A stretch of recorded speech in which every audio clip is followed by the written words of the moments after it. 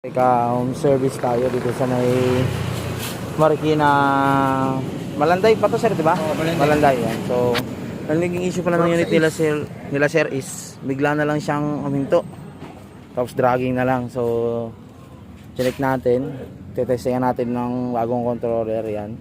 Try natin kung gagana. Nakabunot yata sa battery. Parang nakabuntot. Ayan, tetesting natin. Sige nga sir, try mo nga sir. So ayun, tumatakbo siya. Controller lang yung sira. Tapos i-repair na lang natin yung sa may motor. Ayan, sunog na kasi. So bali ang ilalagay natin controller is itong Obite 800 watts. Ayan.